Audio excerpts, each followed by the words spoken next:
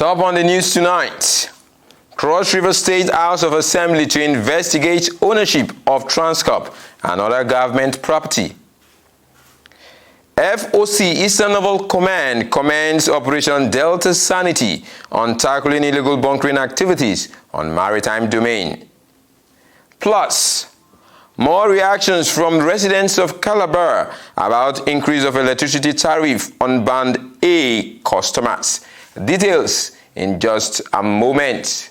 It's nice to have you on Nta Calabar News. I am Paul Abel. Now the news in details.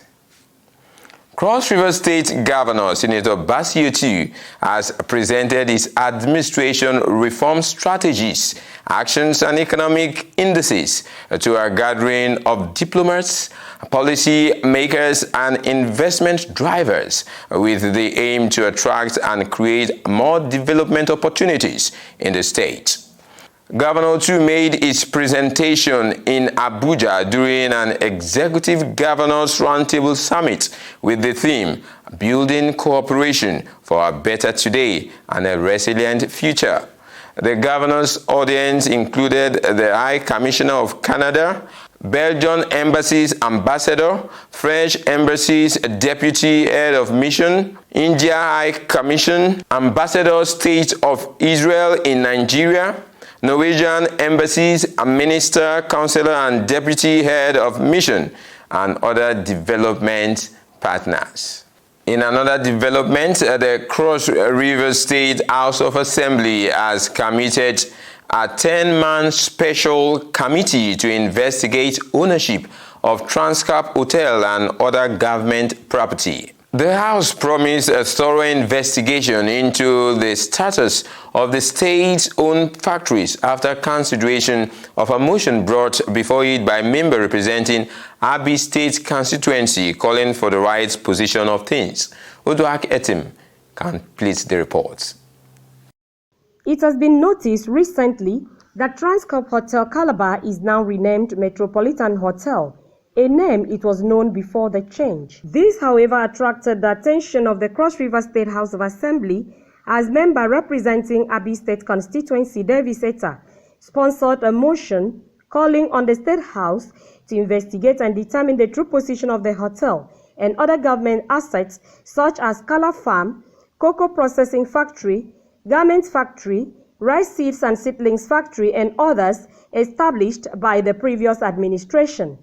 In the days of our former governor, Governor Donald, where we have Metropolitan Hotel, the hotel that was doing very well and generating so much revenue for the state. Toward the end of his tenure, the hotel was concessioned at the price of about 150 million naira. And when Governor Lemuki came on board, he revoked that concession agreement and brought back the hotel fully to the ownership of the state as Metropolitan Hotel. Mr. Speaker, in the past few years, suddenly, there was a change in management of that hotel and a change in the nomenclature. Mr. Speaker, just 2 days ago I was driving past the highway. And when I got there, I saw Metropolitan Hotel written there again. No longer Transcorp. So it aroused my curiosity. And it became necessary, especially at this point in time, where the economy is biting across the area, where every effort at yielding any revenue for the state will be made and also left on top, that we look critically into this issue. Other lawmakers had this to say. Mr. Speaker, a call on the House of Assembly to investigate our actual position in all this established garment factory, cocoa factory, and all of that, and the rice factory. It will help the states to know that, okay, in this company, I can produce a director. I can send in a student there confidently for IT sessions or even permanent employment. So I want to join member Abi to request that an investigation is strongly carried out on all this establishment. I so thank you, Mr. Speaker. It tells you that there are certain areas we need to be taken serious. monthly will generate revenue. Mr. Speaker, I will ask that this House, with a matter of seriousness, lay their voices on this, because those areas are very, very important to this present government. I want to just bring to light that the Ministry of Finance Incorporated is the one that holds the trust, the 30% of transport or 10% of whichever agency. And usually how they operate is through special purpose vehicles. Mr. Speaker, I had whispered something to you a few weeks ago. Most of these SPVs that are owned by the state government were done illegally the past 8 years. The Speaker, Cross River State House of Assembly, Elvet Ayambem, reiterated the 10th Assembly's commitment to legislation that will bring progress to the state and promised that the House will look closely at the state of the industry to ascertain the true position of things. What part of this agreement has been made by all of these properties that have been concessions? So long as I'm concerned, there is not one they have done. And this is the reason why this House must look very, very inward into all of these concessions. If we need to revoke, we come by way of resolution, asking His Excellency or the Executive on the revocation of all of these properties.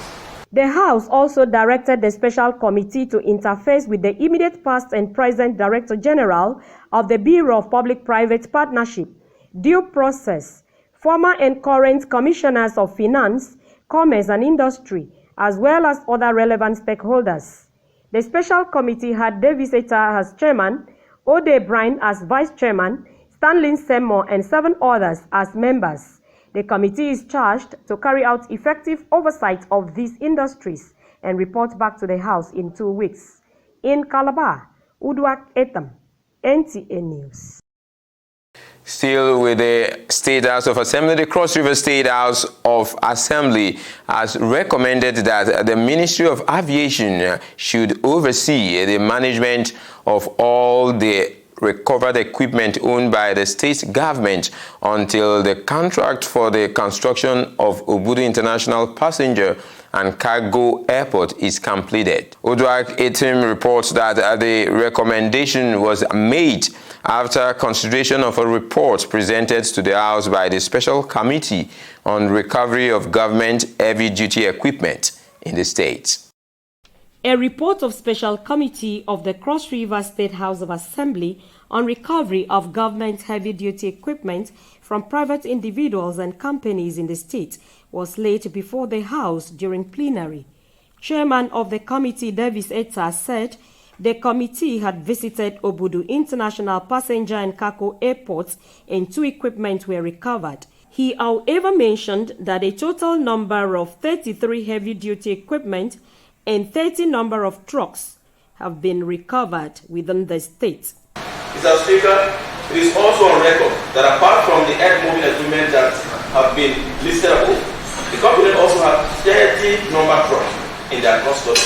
The committee met some of the equipment working while some are in bad state.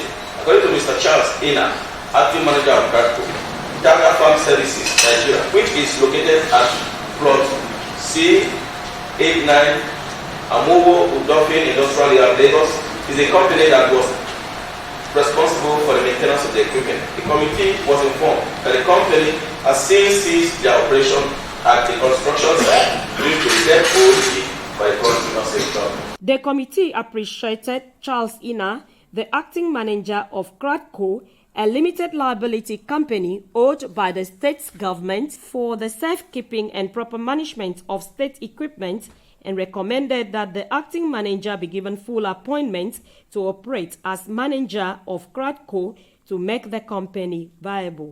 Report presented to us, so well detailed, all that I think we want to ask have already been answered on this paper. And so I want to suggest that instead of spending too much time to do what this body has already done, this House should honorably adopt this fully and accept it as what we have deliberated upon. Thank you, Mr. Speaker. I rise to move a motion that the recommendations of the House of Recovery of Government Heavy Duty Equipment from private individuals and companies in the state be accepted as the resolution of this House. Speaker, Cross River State House of Assembly, Elvet Ayambem, commended the report and all members of the committee for a work well done. And I told the State Assembly that without bias, the decision you have reached today is not born out of nepotism or man movement like the normal person would say. So it's a welcome development. And I think this again will give people some level of confidence and assurances that when the House is coming to oversight you, it's not meant to malign you. It can equally lead to you being employed or appointed by this state government. So it gives the people the latitude to open arms in welcoming the House of Assembly to oversight functions. Thank you so very much, Chairman of the Judiciary Committee and members of the Judiciary Committee for a job well done. It was the resolution of the House that the Cross River State Government, through the Ministry of Aviation, should pay all debts owed Tata African Services Nigeria for the maintenance of the government equipment to enable the company resume operation. In Calabar, Uduak Etam, NTA News. A bill for a law to make provision for the establishment of the Cross River State Records and Archives Bureau has passed second reading and has been committed to the Committee on Information and Communication Technology for consideration. A statement by the Assistant Director Legislative for Clerk of the House, Patricia Ebuta, indicates that the committee has scheduled Thursday, 18th April 2024 for a public hearing on the bill at 1 o'clock in the afternoon. The event, according to the statement, will be held at the mini auditorium of the Assembly Complex. All stakeholders, interested members of the public, civil society organizations are invited to attend the hearing and make input on the bill. Cross River State Government has commenced the Pensioners Mop-Up Bank Verification Exercise for all state and local government pensioners who are not paid due to incomplete records from the last BVN verification. The state government hereby informs the pensioners to visit the following First Bank branches for updates irrespective of whether they have an account with the bank or not. The branches are First Bank Calabar Road, First Bank Ekorinim, Akankpa, Ugeb, Obubra and Ekom. Others are First Bank Ugoja and First Bank Ubudu. In a press release signed by the Chief Press Secretary to the Governor, Nsa Gil, the exercise commenced on Wednesday, 17th April 2024 and will end on Friday, 19th April 2024. The exercise is not for all pensioners. The General Officer Commanding 82 Division Nigerian Army, Major General Hassan Dida, says the yearly inter-brigade corporal and below competition is designed to entrench in young soldiers a healthy spirit of competition, teamwork, agility, discipline, and sportsmanship. The GOC, represented by the Division Training Officer, Brigadier General Okume Ejire, stated this at the commencement of the exercise holding at 13th Brigade Nigerian Army Calabar. Achibong Basi completes the report. The 2024 Inter-Brigade Corporal and Below competition is aimed at developing physical fitness, fostering esprit de corps, cultivate healthy rivalry, and professional competence among troops to tackle insecurity. 250 personnel from 5 formations are participating in 7 events, which include drill competition, weapon stripping and assembling, night shooting, combat swimming, day firing, and fitness tests, among others. The week-long activities taking place at the 13th Brigade Nigerian Army Calabar is part of a series of activities conducted to have a well-trained Nigerian Army. I therefore enjoin you to abide by the rules regarding the competitions and to also exhibit the spirit of sportsmanship. On our part as sports formation, we have made adequate arrangements to make your stay in Calabar as comfortable as possible. Well, extra commitment and teamwork is expected from participants. Fairness and selflessness is expected from the umpires as a prerequisite for a successful competition. Training, as we all know, is a great catalyst for effective military duties. A well-trained force is capable of ensuring the safety of national borders, citizens, and their properties. It is therefore right to state that these activities will reinvigorate and sharpen the participants' capacities to surmount the arrays of security challenges confronting our dear nation. All the events being competed for are taking place in Calabar. In Calabar, Achibombasi, NTA News. Whilst Environmental Solutions Limited is partnering the Cross River State government to ensure that projects abandoned by Uando in host communities are revisited and implemented for the good of the people. This is the reason for a visit by a team from the state government to project sites in Ojukpani, Calabar Municipality and Akpabuyo local government areas. Correspondent completes the report. Before proceeding to the project site, the team took out time to visit the village head and at Akmansa village, a medical center to cater for the needs of the people due to its peculiar terrain is left at the foundation level as a result of the impasse between Uendo, the host communities, and the consultant. We need a development so that our people living here will not suffer. Both pregnant women, aged women and children. For this project, we the community and the youths, the elders, the women have stood their ground to see and maintain the peace and also see this project grow. All over this place is hill. When when women are pregnant, they will be climbing this hill, going to hospital. Sometimes if they are in labor, before you will be able to see vehicle that will take you to various hospitals that you register, it will be so hard. I'll be very, very happy if this development they are bringing here will be successful. The visit also took the team to an internal road for construction terminating at a deep gully in Ekorefa community. Construction of a 1 kilometer road at Bropit Estate, Lemna, Calabar Municipality, as well as Aquatop community in Akpabuyu. The consultant throws more light on the MOU signed by Uando and the host communities. There was an MOU between Uando and the state government on behalf of the host communities, where the host communities never cited a copy of that MOU until when I came into picture in 2012. We started the needs assessment. At the end of the day, a 35 billion naira compensation was demanded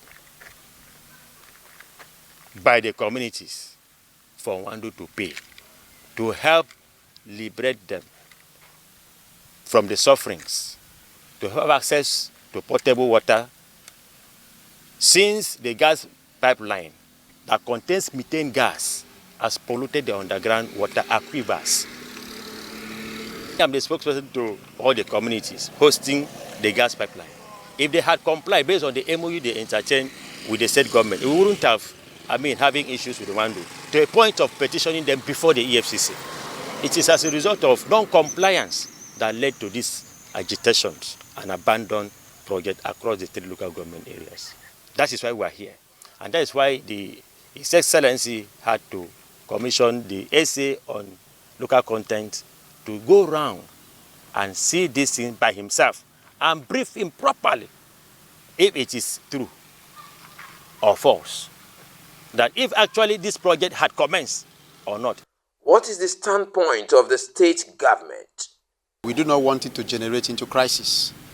That's why His Excellency had mandated that I go around to see the projects in question myself and brief him back.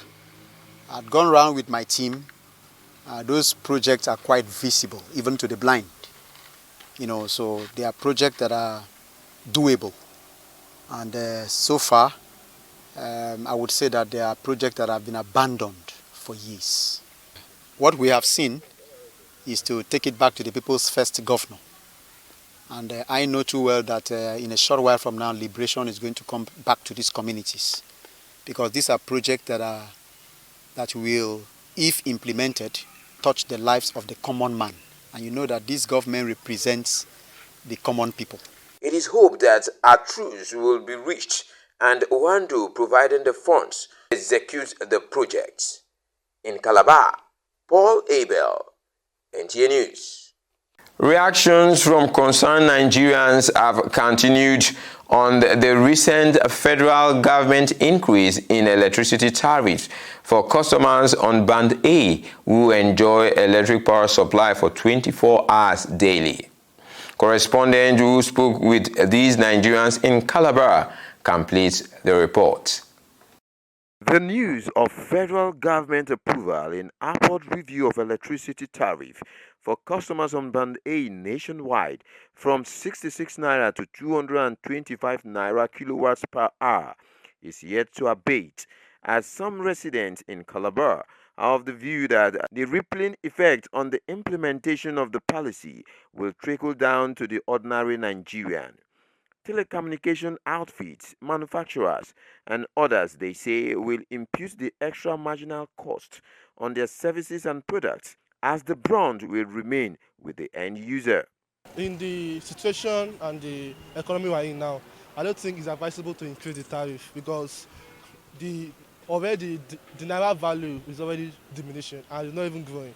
So increasing the tariff, and yet most of those companies that are using that batch A are still complaining that there is not even up to 24 hours light in Nigeria. 24 hours light in Nigeria is very rare.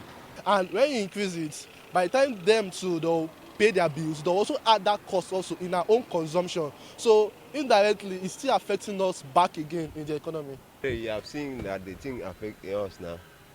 Now we get light, we cannot enjoy our light. Is it fair? It's not. But if the electricity with them produce something where no benefit from the poor people, that is very bad.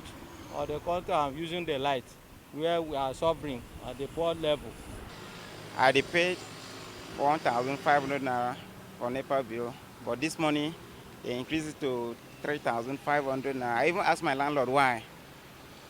The man didn't give me any answer. Just tell me say now what NEPA bring to them. That's why they share the bill to us. The increment is not our problem. Done. Let me see that light. If you enjoy the light, the increment no bother. But if you don't enjoy the light, there's no point of increment. They also appeal to government and distribution companies to stabilize electricity supply in the country while ensuring vendors of electric power installations are brought to book. How can an old man like me, a retired government official, a veteran in that matter, I will stay for my house for 2 months, no light. Look at my body now.